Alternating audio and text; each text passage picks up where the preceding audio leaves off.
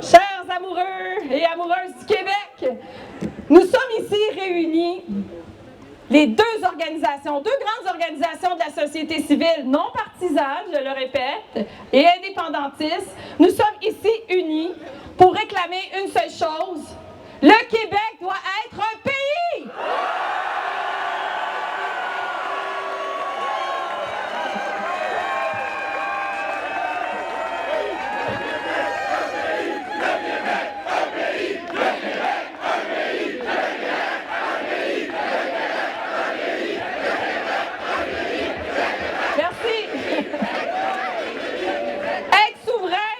C'est une responsabilité fondamentale.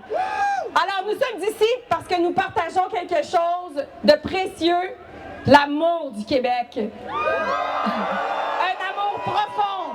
Si c'est dans nos mots, dans notre langue, dans notre culture, dans notre volonté de bâtir un pays à notre image. Faire un pays, c'est tellement le plus beau projet de société qui soit pour une nation.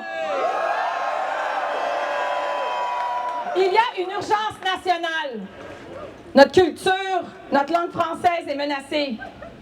Vous avez vu dans le dernier sondage là, sur l'indépendance, il y avait quelque chose de positif là-dedans. 67% de la population pense que la souveraineté permettrait de mieux protéger notre langue et notre culture. Ils ont tellement raison. On va pouvoir cesser cette anglicisation du Québec par le fédéral via la loi canadienne des langues officielles qui donne des sommes astronomiques à coups de milliards à différentes organisations qui fait la promotion et la défense de la langue anglaise. Parce que là, tout à coup, le Québec a un territoire. Nous ne voulons pas être une province pas comme les autres. Nous voulons être un pays comme les autres.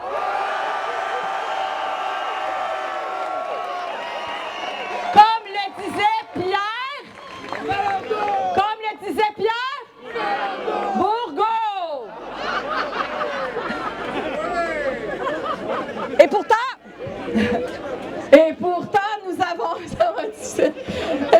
nous avons tout ce qu'il faut au Québec pour faire un pays. Nous avons une économie solide, des institutions démocratiques fortes, une géographie avantageuse, une population très scolarisée et une volonté farouche de vivre en français ici, en Amérique du Nord.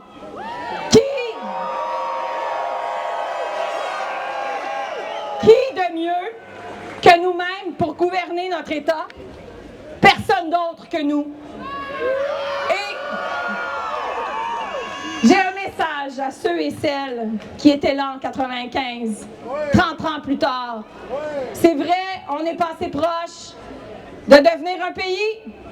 À ceux et celles qui ont travaillé sans relâche, qui ont tenté de persuader, qui ont organisé des assemblées de cuisine, qui se sont promenés partout à travers le Québec, qui ont espéré, qui espèrent encore, qui ont mis le cœur vraiment à l'avant pour faire du Québec un pays. Bien, merci! Merci!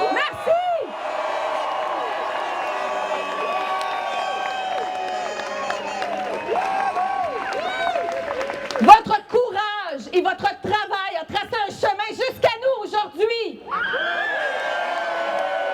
Et notre destination finale, il y en aura juste une, mesdames et messieurs, et c'est de faire un pays. Destination Québec, pays.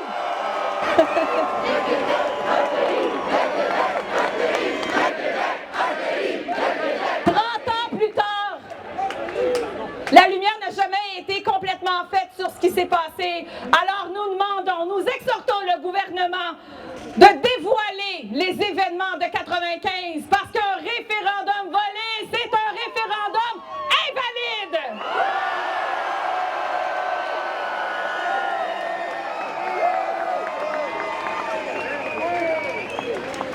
Imaginez un instant un Québec pays qui protège sa langue, sa culture, son environnement. Un Québec pays qui se défait d'un Canada pétrolier. Un Québec pays qui siège à l'ONU, Camille. Un Québec pays qui a une voix au chapitre sur les grands enjeux mondiaux. Un Québec pays, c'est un Québec confiant, ouvert, qui accueille le monde comme du monde. Et qui bâtit l'avenir sans renier son passé. Le Québec, c'est le prolongement naturel. Le Québec pays, c'est le prolongement naturel de tout ce que nous avons déjà accompli. Et aujourd'hui, chaque pas que nous ferons ensemble à la marche, c'est un message d'espoir. Mais non, c'est pas juste un message d'espoir, on est en action. Faut pas juste rêver, on est en action en ce moment. On est unis, déterminés à choisir nous-mêmes notre avenir.